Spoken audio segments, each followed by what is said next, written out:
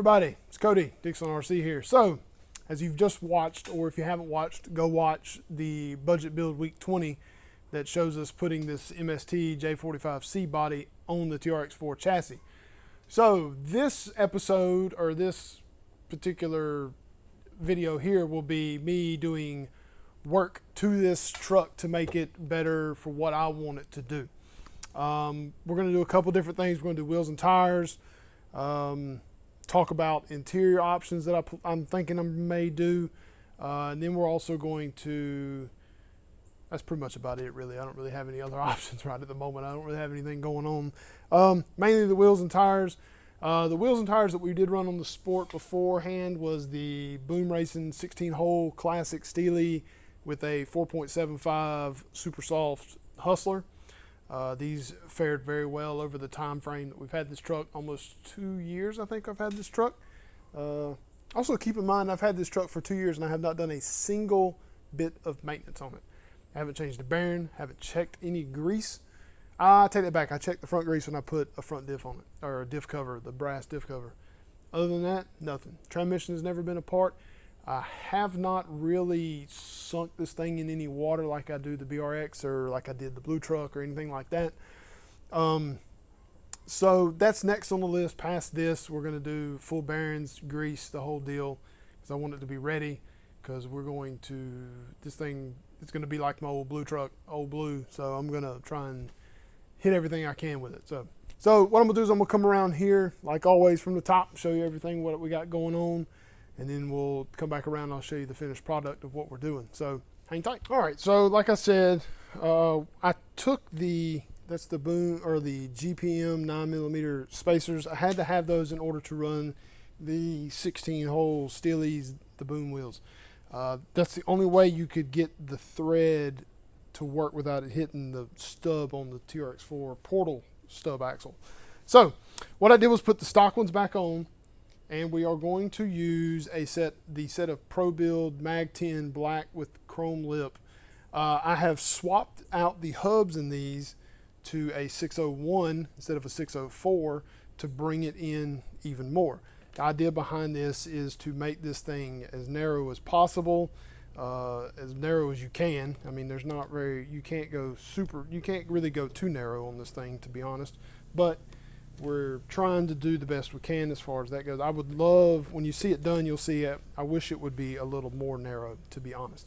All right, so we're going to mount up the front here, and we're going to use the Boom red locking hub. This is all aluminum. This is the nut that it comes with. You run this. It does have a nylon insert inside of it, so you want that to go on the outside. It does come with a little flat washer to go on it so you don't mar up your wheels with this particular wheel nut, which is great to have. The rear has nothing right now. To be honest, I forgot to order them in on my last Asia Tees order so I could put those particular, put some sort of hub on the back, so this just has normal wheel nuts on the back. So I'm going to speed through this part here, so you just hang tight.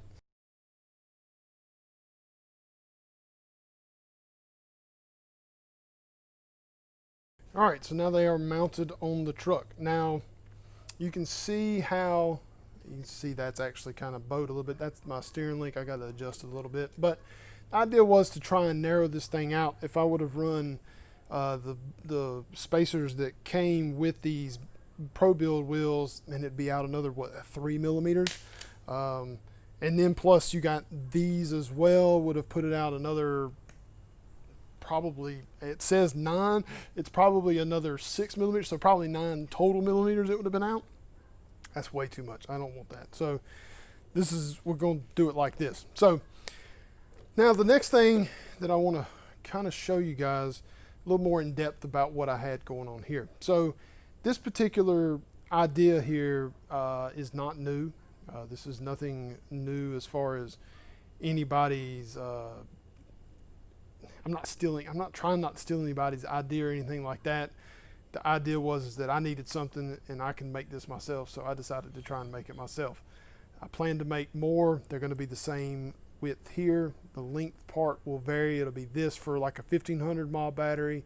I'll do them a little bit wider for like the 3,000 mAh batteries that Helios has, and some that Genzace has and things like that.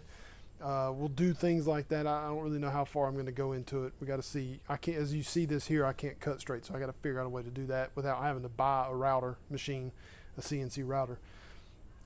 So hang tight. We're going to go around to the front. We'll talk to you, and I'll show you a bunch of different. I'll show you some different angles and how things look and stuff like that. All right. So if you can't tell by this, of course, when it's super slammed, this side goes down lower because the drive shaft is on this side and it hits the skid. It doesn't let it go down. So, but also the rear, you can tell the rear sits a little bit lower than the front. So I'm going to remedy that by putting a little bit of nitro tubing or some sort of tubing on the shock, just a little bit, just enough to where it gives it, I want it to be about right there. I may not do that. I don't know yet. I kind of like for it to have its full, full flex and things like that. So all in all, this was a nice body to put together. The back of it, like I've said in the other video, this is probably the best plastic I've ever felt.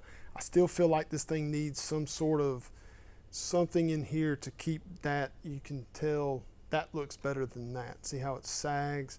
We got to figure something out there. Either I just put something in here, just some kind of spacer, just to put pressure on it to keep it apart, that kind of deal. I may just do that. So I don't know. We'll see.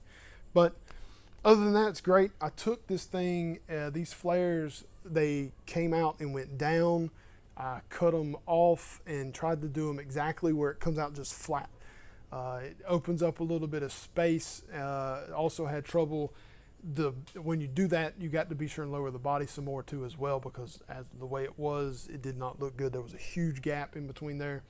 And then I had to trim the front of it below as much as I could, below this grill bucket, light bucket part, as low as I could for it to be able to do the way I want it to do. Also, I don't really know if I can go in any further on this particular build, because when you turn full-fledged, it almost touches the link on the inside, and I don't know how well that's going to work out. So I didn't really show you guys the installation of these little hubs, but I'm going to go ahead and put them on. They come with a little O-ring on there, but I don't think I'm going to run those. The last time I did those on some G-Mays, and it made them hard to take on and off. But we're going to just snug them on there really well.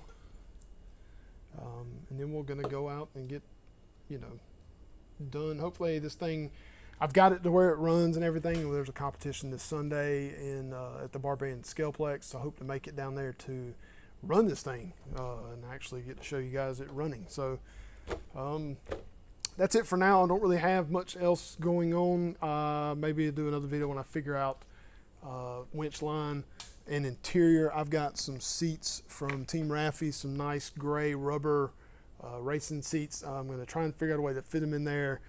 The problem I'm going to have is where the battery sits is right here. I mean, it's right in the middle. So we'll have to figure that out, but no problem. We'll do that. There'll be another video. We'll talk about that. So thanks for watching, everybody. I appreciate it.